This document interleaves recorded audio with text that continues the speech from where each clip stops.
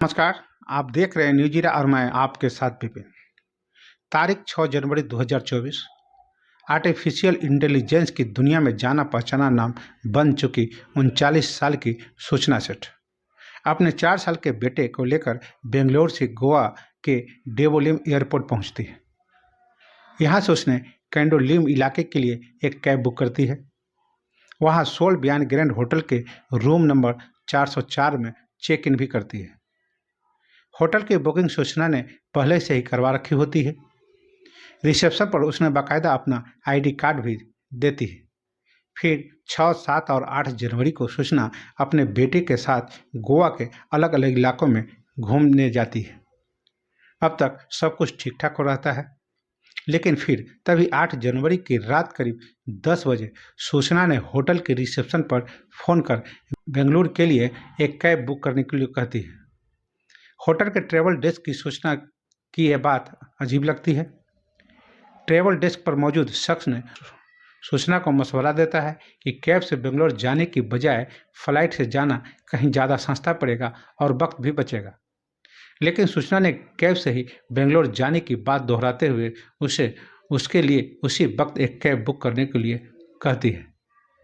साथ ही साथ ये भी कहा कि पैसे की चिंता न करें, जो भी किराया होगा वो दे देगी। अब रात 8 जनवरी से 9 जनवरी में दाखिल हो चुकी होती है। रात के करीब 1 बज रहे होते हैं। एक इनोवा कार होटल पहुंचती है। सूचना ने रिसेप्शन पर पहुंचकर बिल चुकाया और चेकआउट कर दिया। चेकआउट करने के बाद एक बैग लिए होटल से बाहर निकलती है और बाहर खड़ी इनोवा कार में बैठ जाती है। कार पर गोवा से बेंगलोर के लिए रवाना हो जाती है। सूचना के जाने में एक अजीब बात थी। होटल वो अपने 4 साल के बेटे के साथ आई थी, लेकिन चेकआउट के बाद जब वो होटल छोड़ रही थी तब उसके पास सिर्फ एक बैग रहता है, बेटा नहीं। गोवा से बेंगलोर तक की दूरी 682 किलोमीटर से ज़्यादा की होती है। सड़क के रास्ते इस सफ़र को पूरा करने में लगभग 13 घंटे का वक्त लगता है। उधर सूचना कार में बेंगलोर की तरफ बढ़ रही होती है। इधर गोवा में नई सुबह ने दस्तक दे दी। सुबह होते ही होटल के स्टाफ ने तमाम कमरों के साथ साथ सूचना के कमरे की भी सफाई शुरू कर देती है। तभी एक स्टाफ की नज़र सूचना के कमरे में मौजूद खून के कुछ बूंदों पर पड़ जाती है। खून देखने ते ही वो घबरा जाता है। उसने फौरन होटल मैनेजर को इसकी जानकारी देता है। मैनेजर ने फौरन कलंगूट पुलिस स्टेशन को इसकी जानकारी देता है। तब घड़ी में सुबह के करीब 8 बज रहे होते हैं। सूचना मिलते ही पुलिस फौरन होटल के उस कमरे में पहुंच जाती है। पुलिस को अंदाजा हो जाता है कि इस कमरे में कुछ तो हुआ है। पुलिस ने होटल स्टाफ के कमरे में ठहरे गेस्ट के बारे में पूछताछ शुरू कर देता है। तब पता चलता है कि एक कमरा रात के 1 बजे बेंगलोर से सूचना सेठ के नाम की एक महिला ने खाली किया था। गोवा पुलिस ने सूचना के बारे में होटल स्टाफ से पूरी जानकारी मांगता है। न सिर्फ जानकारी मांगता है बल्कि उस होटल के सीसीटीवी फुटेज को भी खंगालता है। तभी पुलिस को सूचना के 4 साल के अपने बच्चे के साथ बेंगलोर से गोवा आने और रात के 1 बजे बेंगलोर वापस जाने के बारे में पता चलता है। पुलिस भी फ्लाइट के बजाय कैब से बेंगलोर जाने की सूचना के फैसले को जानकर हैरान रह जाता है। पर उससे भी ज़्यादा हैरान करने वाली बात वो होती है जब होटल के स्टाफ और सीसीटीवी कैमरे से ये पता चलता है कि वो आई तो एक बच्चे के साथ थी, लेकिन लौटी अकेली। पुलिस के सामने अभी सवाल था कि 4 साल का वो बच्चा आखिर कहाँ गया। सवाल ये भी था कि कैमरे में मौजूद खून के वो निशान किसके हैं। पुलिस ने फौरन अपना दिमाग लगाया और होटल के ट्रैवल डेस्क से उस ट्रैवल एजेंसी का नंबर लिया जिसने सूचना के लिए इनोवा कार भेजी थी। गोवा पुलिस ने कार ड्राइवर को फ़ोन मिलाया। फ़ोन मिलाते ही उससे कहा कि वो कार में बैठी मैडम से उसकी बात कराए। मैडम यानी कि सूचना के लाइन पर आते ही पुलिस ने उससे पूछा कि क्या आपका बेटा कहाँ है, वो आपके साथ वापस क्यों नहीं गया। सूचना ने बेवकूफ़ जवाब दिया कि वो गोवा में ही एक रिश्तेदार के पास है, कुछ दिन बाद लौटेगा। उसने बाकायदा गोवा के उस रिश्तेदार का भी पता पुलिस को दे देती है। गोवा पुलिस को लगा कि शायद वो गलत शक कर रही है। फिर भी पुलिस ने सूचना के लिए पते पर पुलिस की एक टीम भेज देता है, लेकिन वो पूरा इलाका छान मारने के बावजूद वो पता नहीं मिलता है जिसका पता सूचना ने दिया होता है, यानी सूचना का दिया पता फर्जी होता है। गोवा पुलिस को तब लगा कि मामला कुछ गड़बड़ है, लिहाजा तुरंत पुलिस ने दोबारा उस कैब ड्राइवर को फोन करता है जिसमें सूचना बैठी होती है। पुलिस ने धीमे से ड्राइवर से कहता है कि जैसे ही तुम्हें अपने करीब के कोई पुलिस स्टेशन दिखाई दे, फौरन गाड़ी को वहीं ले जाना और वापस फ़ोन करना। तब कैब बेंगलोर से 200 किलोमीटर पहले क्वार्टर के ही चित्रदुर्ग इलाके से गुजर रही होती है। तभी ड्राइवर की नज़र चित्रदुर्ग में ही मौजूदा आई मंगला पुलिस स्टेशन पर पड़ जाती है। उसने फौरन गाड़ी को पुलिस स्टेशन में घुसा देता है। इससे पहले कि सूचना कुछ समझ पाती, ड्राइवर ने गोवा पुलिस की बात आई मंगला पुलिस स्टेशन में मौजूद पुलिस वालों को बता देता है और फ़ोन मिलाकर गोवा पुलिस से उसकी बात करा देता है। गोवा पुलिस ने आई मंगला पुलिस को सारी बात बताते हुए सूचना और उसके सामान की तलाशी लेने के लिए रिक्वेस्ट करता है। कर्नाटक पुलिस इनोवा कार में मौजूद उस बड़े बैग की तलाश लेनी शुरू करती है। जब बैग खोला तो ऊपरी कपड़े के नीचे एक बच्चे की लाश मिलता है। सूचना को फौरन हिरासत में ले लिया जाता है। गोवा पुलिस को इसकी खबर दी जाती है, जिसके बाद गोवा पुलिस की एक टीम आई मंगला पुलिस स्टेशन के लिए रवाना हो जाती है। गोवा पुलिस के मन में तमाम सवाल होते हैं। 4 साल के जिस बच्चे की लाश बैग में थी वो कौन था? क्या वो सूचना का बेटा था? अगर बेटा था तो फिर एक माँ ने अपने ही हाथों अपने बेटे को क्यों मारा? कत्ल करने के बाद वो लाश को बैग में रखकर 682 किलोमीटर की दूरी तय कर बंगलोर क्यों जा रही थी? अगर उसे लाश ठिकाने ही लगाना था तो गोवा में ऐसा क्यों नहीं किया?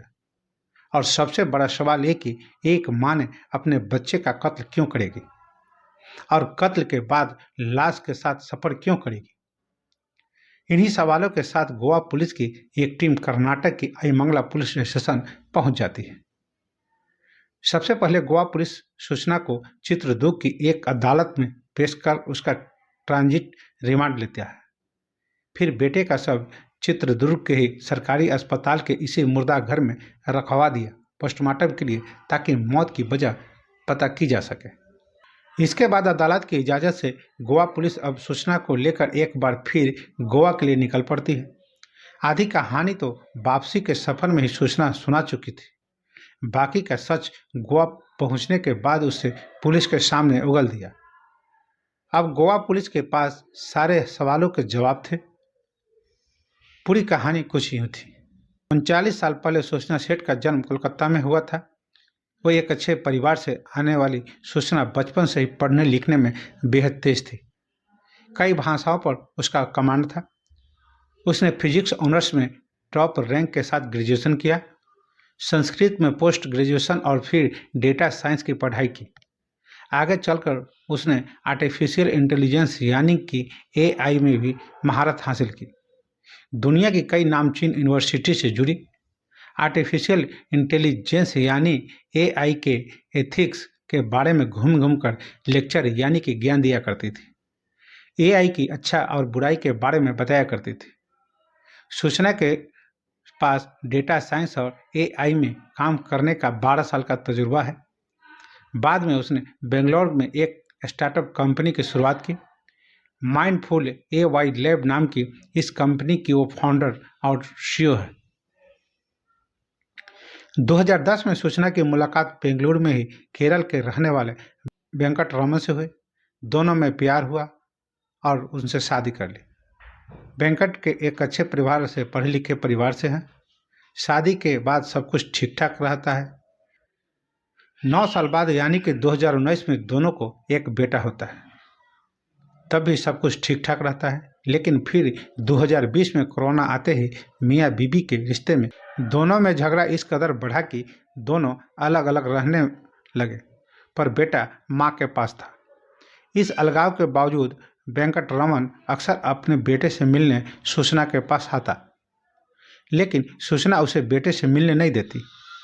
अलगाव का यह मामला फिर अदालत तक पहुंचा। दोनों ने तलाक की अर्जी डाल दी। दोनों ही बेटे की कस्टडी चाहते थे। वेंकट रमन ने कोर्ट में कई बार ये शिकायत की कि सूचना उसे उसके बेटे से मिलने नहीं देती। आखिरकार 2023 के खत्म होते होते बेंगलोर की जिला कोर्ट ने दोनों के अलगाव पर अपना फैसला सुनाया। कानूनी तौर पर दोनों का तलाक हो गया, लेकिन इसके साथ ही अदालत ने एक और फैसला दिया। फैसला ये कि बेटा अपनी मां यानी सूचना के पास ही रहेगा, लेकिन वेंकट रमन महीने में 4 बार यानी कि हर संडे अपने बेटे से मिल सकते हैं। बस कोर्ट का यही फैसला सूचना को नागवार गुजरा। वो अपने पति से इस कदर नफरत करती थी कि उसके हिस्से खुशी का कोई पल आए ये उसे बर्दाश्त नहीं था, और वेंकट रमन अपने बेटे से मिलने कर हमेशा खुश हो जाते। सूचना सेठ फिर इस उधेड़-बुन में लग गई कि कैसे वो अपने पति की खुशियों को छीन ले, लेकिन इस खुशी के रास्ते में कोई और नहीं, उसका अपना बेटा आ रहा था। सूचना को अपने पति और खुशियों से इस कदर नफरत था कि नफरत की आग में उसकी ममता को जला डाला। अब वो मौके की तलाश में थी। इत्तेफाक से नए साल ने उसे ये मौका दे दिया। संडे की मुलाकात के कोर्ट के आदेश के बाद पहली बार वेंकट रमन काम के सिलसिले में विदेश चले गए, यानी 7 जनवरी को पड़ने वाले संडे को वो अपने बेटे से नहीं मिल सकते थे।